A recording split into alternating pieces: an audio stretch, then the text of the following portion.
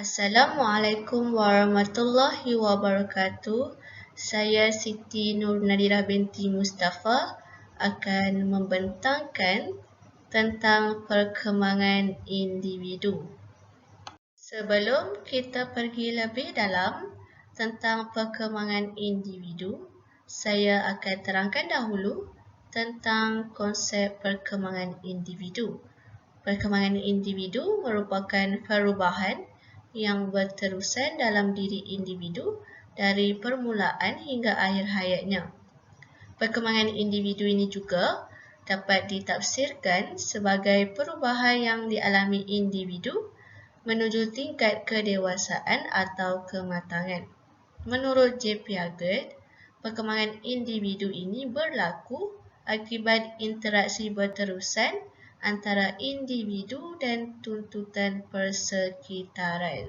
Menurut kajian psikologi perkembangan ini berkait rapat dengan psikologi kepribadian kerana perkembangan individu dapat membentuk kepribadian khas individu.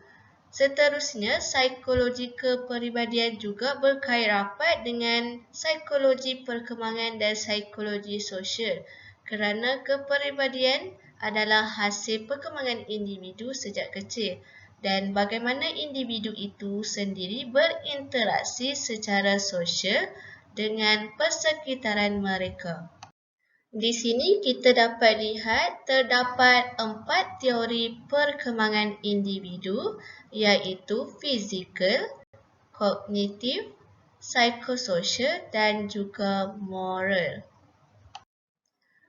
Bagi perkembangan fizikal, menurut Woolfolk and Margaret, perkembangan fizikal ini merujuk kepada perubahan saiz fizikal, kadar pertumbuhan bahagian-bahagian badan, fungsi anggota-anggota badan dan juga perawakan. Setiap individu akan mengalami perubahan pada setiap umur, iaitu pada peringkat umur bermula dari proses persenyawaan, kelahiran, bayi, kanak-kanak, remaja, dewasa, tua dan berterusan sehingga kematian. Seterusnya tentang perkembangan kognitif. Perkembangan kognitif merupakan kebolehan individu untuk berfikir, memberi pendapat, memahami dan mengingati perkara-perkara yang berlaku di persekitaran masing-masing. Ia juga merangkumi pengalaman, kebolehan mental, bertindak cepat, berbahasa dan lain-lain. Di sini terdapat 4 teori J. Piaget, iaitu skema, proses mencipta, memperhalus, membuat perubahan, menyusun dan mengurus. Adaptasi, menyimbangkan proses penyerapan dan pengubahsuaian. Asimilasi, menambah maklumat baru ke dalam skema yang sedia ada tanpa ubah suai. Akomodasi, menyesuaikan diri, mengubah dan memahami maklumat baru mengikut skema. Kita lihat pula tentang perkembangan psikososial. Psikososial adalah hubungan antara kesihatan mental atau emosi seseorang dengan keadaan sosialnya. Istilah psikososial ini merupakan hubungan antara psikologi dan sosial. Jadi, perkembangan psikososial ini merupakan perkembangan yang berkaitan dengan emosi ataupun mental seseorang dalam hubungan sosial. Seterusnya, perkembangan moral. Perkembangan moral ini melibatkan perubahan pemikiran dan tingkah laku terhadap nilai kebenaran atau kesilapan.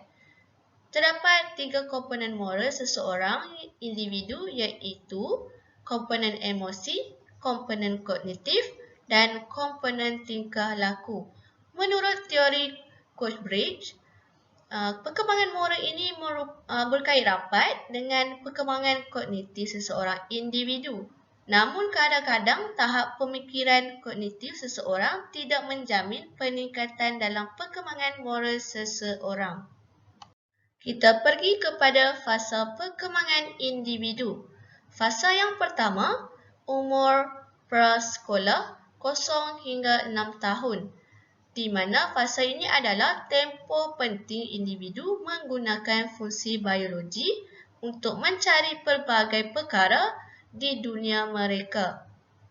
Fasa seterusnya, umur sekolah rendah 6 hingga 12 tahun, di mana tempoh ini adalah tempoh intelektual atau tempoh sekolah yang sesuai, tertakluk pada peraturan-peraturan tradisional dan kecenderungan memuji diri sendiri serta persaingan. Untuk fasa seterusnya, umur sekolah menengah 12 hingga 18 tahun, terdapat dua fasa iaitu pra-remaja dan juga remaja. Fasa pra-remaja merupakan sifat negatif seperti ketidakkeselesaan dan kekurangan kerja.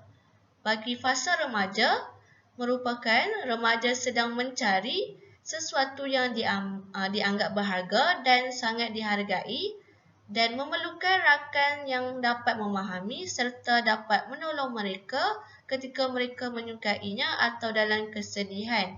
Jadi pada tempoh remaja ini mereka dapat menentukan asas hidup mereka.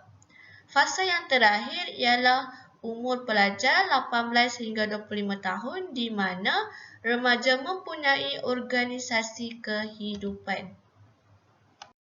Dan yang terakhir, kita lihat faktor perkembangan individu.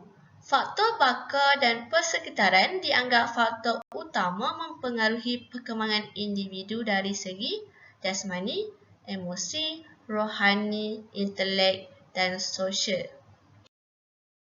Ini adalah bahan-bahan rujukan saya yang saya perolehi.